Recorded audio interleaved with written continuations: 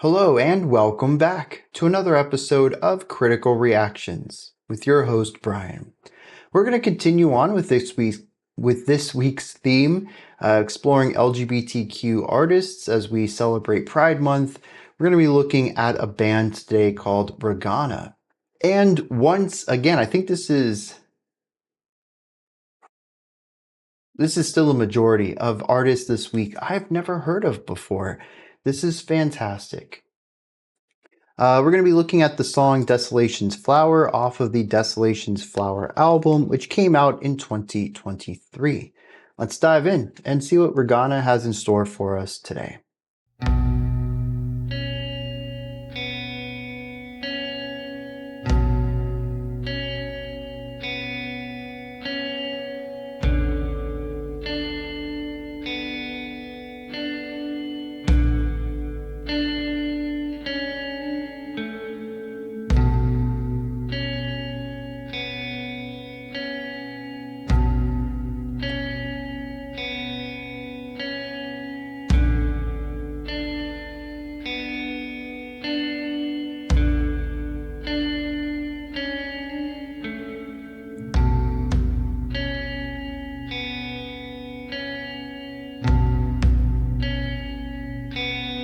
So if you accept these to be quarter notes, we're at 50 BPM. That's pretty slow.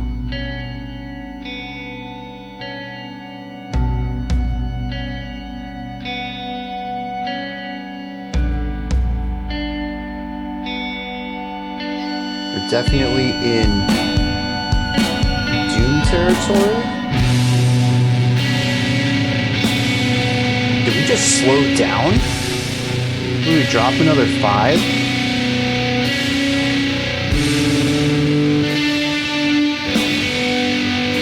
Yeah, 45 BPM.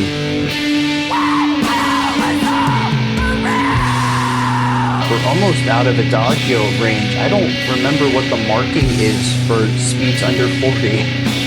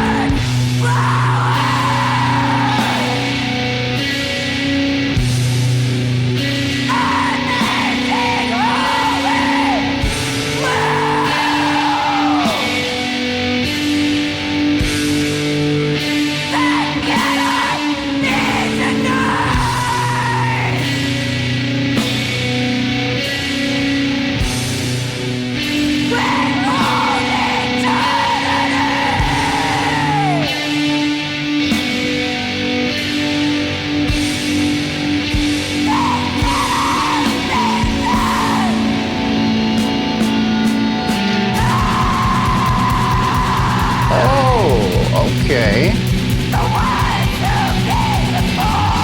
You know what's interesting too is you don't usually hear those high-pitched harshes in doom metal, but you do in black metal. I see what y'all did when you suggested this for me.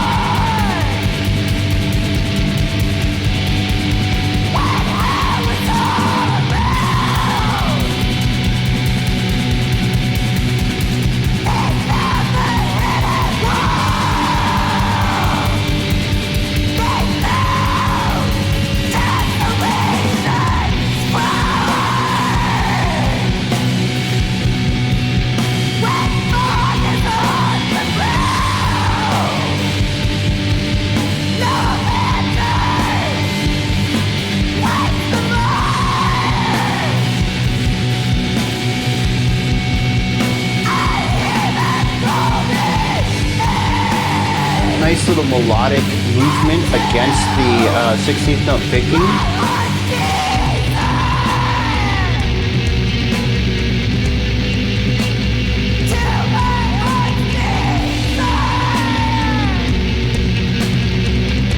Going specifically for a darker element right here.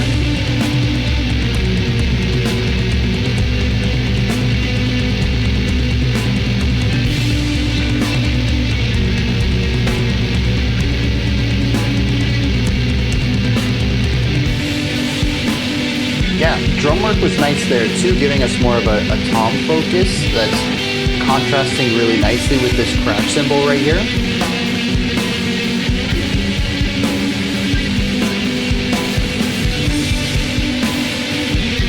I'm also digging the reserved drum pattern in general rather than going for blast beats, which are typically played in black metal sections.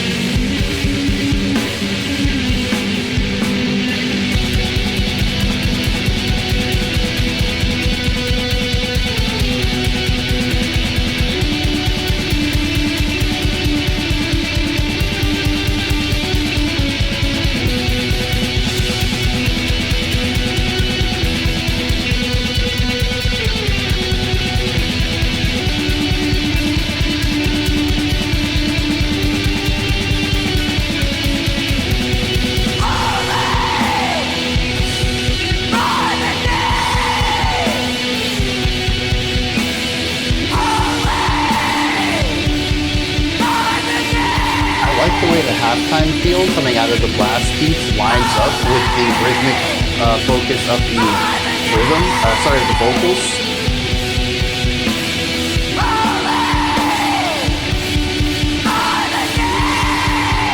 Also, production-wise, it creates the space for the vocals to exist within.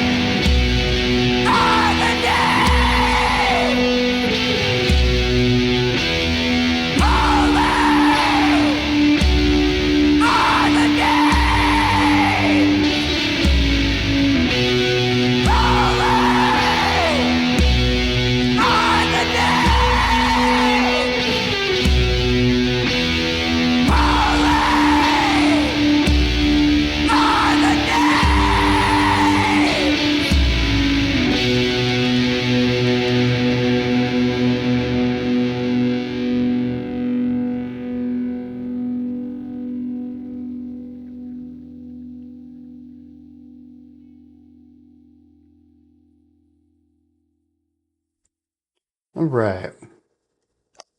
So that was interesting. Not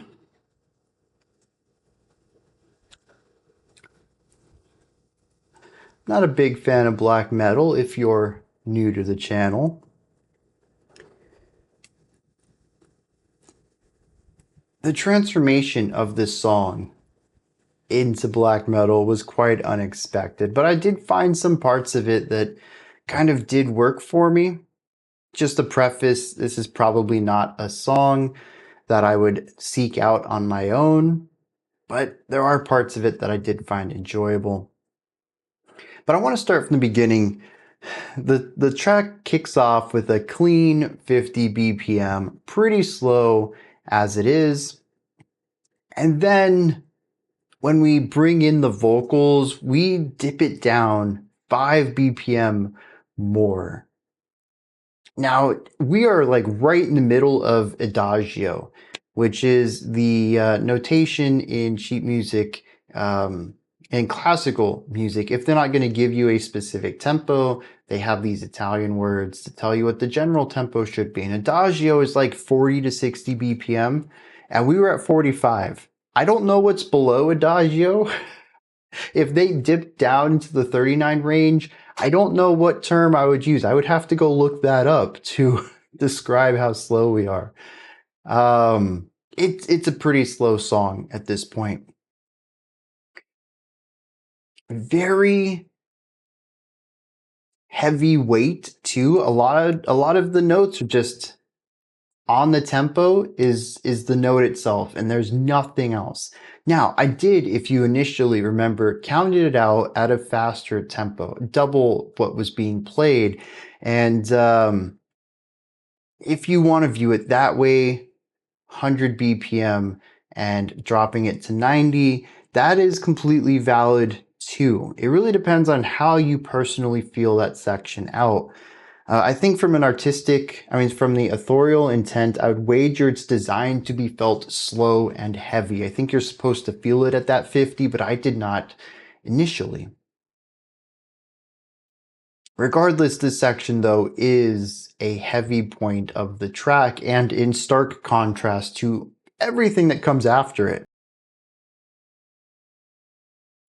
Another part, because this is very much emulating doom metal, and actually is doom metal aside from production even at points, but compositionally is definitely doom metal. But even in the performance, there is a lack of rhythmic integrity to the song where the drums and guitars all come in on the beat, but kind of come in around it. Like this is the beat that we're playing our note on, but some instruments or sometimes one instrument comes in a little early, others come in a little behind. They're not locked in step with each other. It's sort of in this area, we as a cluster play the notes. And this lack of rhythmic perfection is something that I've talked about a lot in doom metal, and I'm kind of glad to see it on display here too. It's one of those things that I feel it's such a strong element of doom metal, especially at these slower tempos, that it would honestly kind of feel weird for it to be perfectly in line, perfectly in sync at this point. It'd be one of those things where I'd be like, wait a second, this sounds weird, even though it should be correcter to play everything in sync here. So that was nice to hear there. It really added to the doom metal vibe. And at this point in the song, at least, I was pretty convinced we were listening to doom metal. And the fact that the vocals were as high pitched and fry as they were didn't really dawn on me. I don't know, something about it. I just accepted it at face value. Yeah, this is doom metal with black metal vocals. And it never really clicked with me that these were black metal vocals though. It just worked. But, there's a point a couple of minutes into this track when we ditch the slower tempo and leave it in the past. The guitars shift to 16th note picking, constant, very rigid 16th notes, no syncopation to it. We have two guitars, one on either side. They're both playing similar, or actually identical rhythms, but different melodies. And this gives us moving dyads. A lot of the times they are holding out a note, but when they change notes and what notes they change to is completely independent. They are both moving at their own pace in their own directions. And this gives us the shifting dyads that to me is a cornerstone of black metal composition. Beyond that, we have more energetic drumming going on here, and we have a continuation of these black metal vocals. And from this point on, we have a black metal song. And y'all, man, I don't know. Why do you do this to me? I think even at one point in one of the live streams, someone had joked about a hidden black metal theme where I'm presented with songs that aren't black metal at the beginning, but are by the end. And this is the kind of stuff I think they're talking about. I'm not a big fan of the sound. But what was in here that I found interesting? I do like the rhythmic elements going on in here. The drums are doing blast beats at times. The guitars are consistently doing 16th notes. The vocals are doing long, held out screams. This is all pretty standard, but I love when the drums get away from this, when they push towards those halftime feels, when we get sort of rockier rhythms going on, a little bit of punk rhythm in here at one specific place. Basically, every time we diverted away from the blast beats, I felt the song opened up in a way that I found to be more interesting. We had the tom focus section that I thought worked really nice, evolving into having the crash cymbal being more present. Not only was it sonically interesting to move from this lower end, albeit muddier, we'll touch on production in a second, low end stuff to bringing in this sharper high end stuff and the nice contrast there. But also when we move away from blast beats to, more open patterns, that is also typically where the vocals come in. And it's almost as if the drums are opening up a space for the vocals to exist within, which I think is a really smart decision. The guitars don't really change much, and if there's a bass in here, I really can't hear it. But the guitars don't change much throughout this song. It's just 16th notes all the way, dyads between the two instruments. It's the drummer's job to create space for the vocalist. And I think this is important because of the production. Like I said, it's kind of muddy on the low end. And when we get to the high end, it's razor sharp. It's really narrowed and honed in, and feels piercing in a lot of ways. I don't necessarily like the way the guitar tone is, but it does have that quintessential black metal sound. It's perfect for this style. It's one of the defining characteristics of black metal that I'm just not a real big fan of. It's very fuzzy, very distorted, but sharp and also muddy, and there's just not a lot of room for clarity. When the drums come in with their blast beats, it is clear in a sense that I can hear all the individual parts, but it is still aiming for a grit, a dirtiness, a muddiness of sound. And if the vocals were to be put on top of all of this noise, it would become too cluttered. It really is on the cusp of that, filling up as much of the space as it can. And so that's why I think more often than not, the drums back off when the vocals come in. And it helps the song retain a sense of clarity throughout. It's a really smart decision to keep the sound that they apparently want to go for, that they think matches their composition and what they're trying to say with their music. They're not compromising on the sonic identity of the song, but they are ensuring that there is a clarity to it throughout, that every instrument can be heard. And so I think making space for the vocals is a really smart decision. What was the other thing I wanted to bring up? Yeah, melody, dude. So we do have this not clean, but we have this cleaner guitar that sits in the middle. It's not quite as razor sharp as the two guitars that sit on the side, and it gives us these melodic licks.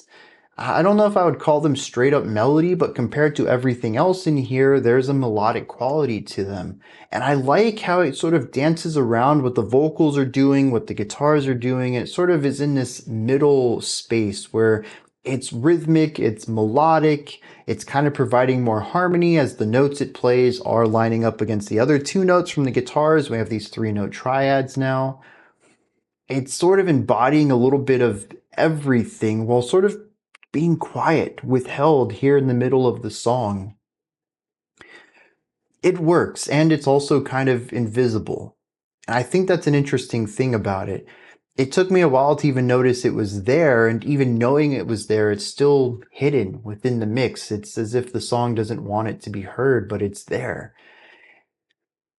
I like that. I like the idea itself. I like the mixing of it. I like the hiding of it. I think from a thematic and artistic perspective, it's a very neat thing to do with it. But I also think it carries a lot of weight, at least as far as keeping my attention on the song, bringing in a melodic aspect, which is it's going to work for me every time. I'm a huge fan of melody, and it's usually why, if there is black metal that I enjoy, it tends to be more melodic black metal. But aside from that, there's also a melodic quality to the vocals too. It's not just a monotone pitch like we would have if they were growled. There is movement to it. It's all mostly higher pitch stuff, but a little bit of nuance in there that I found intriguing. It's not enough for me to enjoy the vocal style. A lot of skill in it. It's impressive, just abrasive on my ears. Once again, though, it's one of those things that I'm not a big fan of, but absolutely matches the sound that they're going for. but I do appreciate that little bit of movement to it. Um, Even if it is some sort of, implied pitch, it gives movement to the vocals and allows them to deviate just a little bit from being totally static. And I think that helped a lot with my enjoyment of the song too. And it's these little nuances that kind of push this from a song I was like, nah, I don't want to listen to this at all, into something that's like, I don't mind this being on. It's like I said, it's not a song I'm going to listen to of my own volition in the future, but it's a little better than most black metal y'all have showed me. And like I said, I didn't dislike listening to it, which is that's pretty big praise for black metal in general. So let me hit some lyrics on this one, see what's going on there. There's not a lot of lyrics to this, but there are a lot of things said. But there's also a lot of repetition. One thing I do like is how we are presented at the beginning a simple few words. When hell was around, they found desolation's flower. These are expanded upon in the verses. I don't know. The lyrics are kind of linear, and I didn't really hear a verse chorus structure in the music either, so kind of remiss to call it a chorus or a verse, but it is something that is repeated in the future. But these words, when hell was around, they found desolation's flower, is used as sort of a jumping off point to explore more. The first main dense stanza that we have here says, the ones who came before, when hell was all around, holy are their names who found desolation's flower. We've now looked at these two things which formed the original stanza and find out that they're part of a larger whole.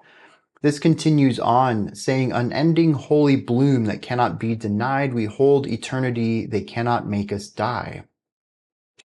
What I get out of this is Desolation's flower would be a blooming of ruin, or possibly, I think, a blooming of a flower within ruin, which I view as a concept of hope.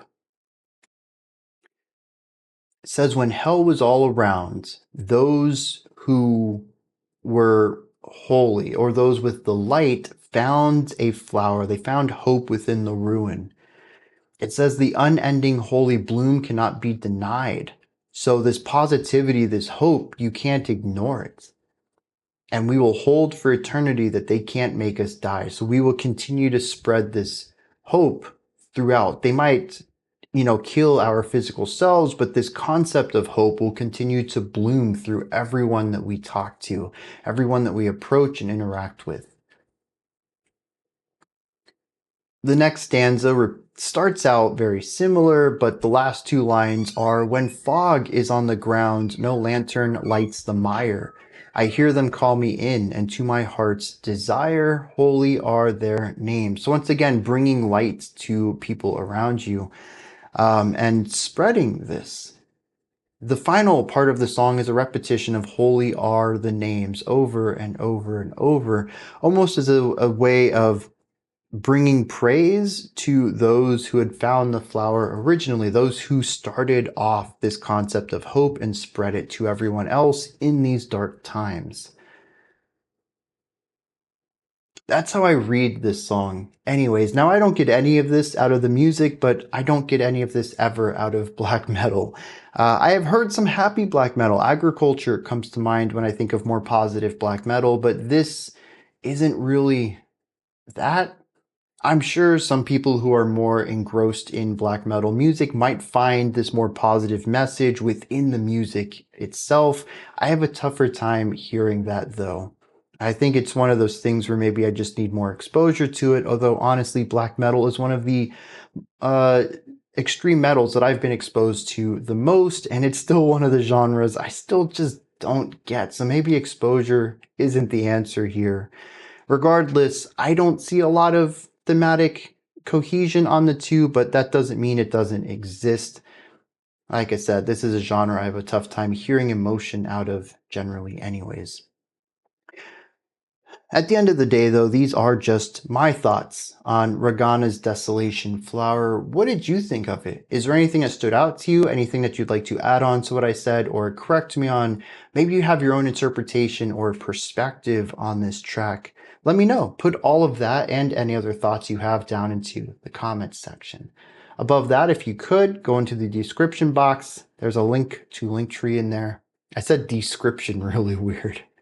Anyways, it takes you to this. You can find links to my music, ways to support the channel, a link to the Discord server, and so much more. Above that, if you could, like, subscribe, and ring the bell. I greatly appreciate all three of those. That wraps it up for today, but I'll be back tomorrow, 5 p.m. Eastern Standard Time, 9 p.m. UTC as usual. Until next time, remember to be critical, not cynical, of the music you listen to, and have a fantastic morning, afternoon, or evening, whenever you choose to watch my videos.